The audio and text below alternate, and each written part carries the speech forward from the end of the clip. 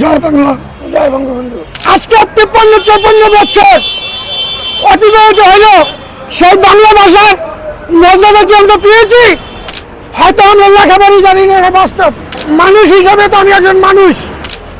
রাষ্ট্রভাষা বাংলা চাই, এই স্লোগানে তারা সেদিন ঢাকা মেডিকেলের আমতলা গেট ভেঙে ওই পাকিস্তানি সামরিক শাসকের রাজপথ দখল করেছিল। রাজপথ দখল করতে গিয়ে সালাম, রফিক, জব্বার, বরকত এরা স্বাধীন হয়েছে। কথাবার্তা জানি, মূর্খ হলো।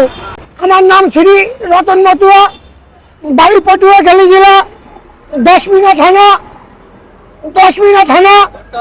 5 নং বহরমপুর ইউনিয়ন আমার জন্মস্থান। হয়তো আমরা লেখাপড়ি জানি না, এটা বাস্তব। কিন্তু মানুষ হিসাবে তো আমি একজন মানুষ, মোটামুটি ভালো মন্দ বোঝার জ্ঞান কম বেশি আছে, যেহেতু মানুষ।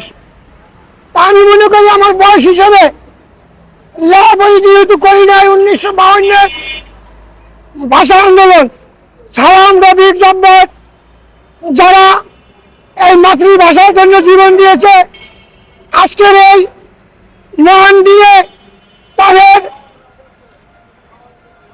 নবরাত ও শান্তি কামনা করছি। প্রিয় দেশবাসী, রাষ্ট্রভাষা বাংলা চাই, এই স্লোগানে তারা সেদিন ঢাকা মেডিকেলের আমতলা গেট ভেঙে ওই পাকিস্তানি সামরিক শাসকের রাজপথ দখল করেছিল। সেদিন মাসাল্লাহ ছিল, ওরা এই ভাষার জন্য ওই যে ঢাকা মেডিকেলের আমতলা গেট সেদিন ভেঙে রাজপথ দখল করতে গিয়ে সালাম, রফিক, জব্বার, বরকত এরা স্বাধীন হয়েছে। আজকে 1952 ভাষা আন্দোলন দিয়ে তারপরে যে আন্দোলন হয়েছে তখন হয়তো আমরা ছোট, কিন্তু আমি 1979 সালে এই ঢাকা শহরে পা রেখেছি। 1979 সালে, আজকে 2025। তাহলে অত আমি যদি লেখাপড়িও না জানি, মোটামুটি কায়দায় কিছু কথাবার্তা জানি, মূর্খ হলো। তাই 71 স্বাধীনের পরে যে আজকে 53-54 বছর অতিবাহিত হইল, সেই বাংলা ভাষার মর্যাদা কি আমরা পেয়েছি? যদি আমি কথা বলবো পেয়েছি, কিরকম পাই নাই? যেমন দেখেন, এই বাংলাদেশের ভাষা আন্দোলন নিয়ে আজকে আমরা বাংলাদেশের যে মানুষ প্রায় এখনো 20% আছে নিরক্ষ, অর্থাৎ ইংরেজি, ফার্সি এগুলো আমরা বুঝি না। কি এরকম লোক আছে না? তাহলে আমি মনে করি, যেমন এই যে প্রেস ক্লাবে লেখা আছে ইংরেজিতে প্রেস ক্লাব, অথবা আমি ইংরেজি জানি না, আমি বাংলায় পারি প্রেস ক্লাব। আমি আজকের এই ভাষার দিনে মাতৃভাষায় যার শ্রদ্ধা নাই, সে দেশে মানুষ হতে পারে না। অর্থাৎ আপনার ভাষার প্রতি শ্রদ্ধা নাই, আপনার দেশের প্রতি কোনো মায়াবত নাই। তাই যদি আমার মাতৃভাষার প্রতি শ্রদ্ধা থাকে, তাহলে বাংলাদেশের যত সাইনবোর্ড আছে আমি বলবো ইংলিশ থাকবে। আগে বাধ্যতামূলক আমার বাংলা ভাষাকে মর্যাদা দেওয়া হোক। প্রতিটা সাইনবোর্ডে টানার মতো সর্বশিক্ষিত, অর্থাৎ সয়া ক খ যারা পড়িয়া বায়ন করতে হয়, ধারা ধা করে কা, আমি ইংরেজিতে কি হয় আমি কিন্তু জানি না। কারণ আজকের এই ভাষার দিনের দাবি অন্তত বাংলাদেশের আনাচে কানাচে, রেল স্টেশন, বাস স্টেশন, যেখানে যা আছে অন্তত বাংলা ভাষায় সাইনবোর্ডটা করা হোক।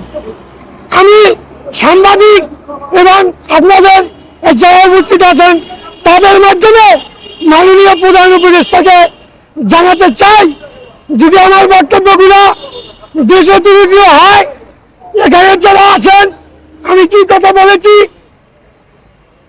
তাই আপনি বিচার করতে পারেন। এখন 21 বাদ দিয়ে অন্য একটু প্রসঙ্গ।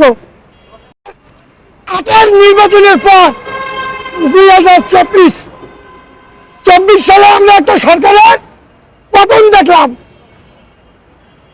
যে সরকার এই দশকে পালিয়ে গেছে, ভালো কথা তারা পালিয়ে গেছে। কিন্তু আমরা যখন আন্দোলন করেছি এই রিস্কাওয়ালারও বৈষম্যমূলক ছাত্র আন্দোলনে অনেক ছাত্র ভাইদেরকে যারা আহত হয়েছেন এই রিস্কায় থেকে বিয়ে ভরে হাসপাতাল নেওয়া হয়েছে। আজ পর্যন্ত অনেক রিস্কাওয়ালা হাসপাতালে আহত সত্য অবস্থায় আছেন। তাই আমি বলবো আপনারা আন্দোলন করছেন বৈষম্য, কিন্তু আমি দেখতেছি ছোট মানুষ, হয়তো আমরা গরিব মানুষ, আমাদের কথা সমস্ত জায়গায় পৌঁছবে না। তারপরে বলবো যেটুকু জায়গায় পৌঁছা যায়। মাননীয় প্রধান উপদেষ্টা, আপনার বাংলাদেশের 16 কোটি বাঙালির প্রাণ, কেননা আপনি নোবেল বিজয়, 18 কোটি মানুষের ভিতরে আপনি একজন শান্তিপ্রিয় লোক, শান্তিতে ভূষিত হয়েছেন। তা আমি বলবো আপনি এই শান্তি প্রতিষ্ঠা করার জন্য অতি দ্রুত সম্ভব জাতীয় সংসদ নির্বাচন দিয়ে দেন, দিয়ে আপনার শান্তিপ্রিয় লোক আপনার শান্তি জায়গায় চলে যান। আমি এই বলে আমার সংক্ষিপ্ত বক্তব্য শেষ করলাম। জয় বাংলা, জয় বঙ্গবন্ধু।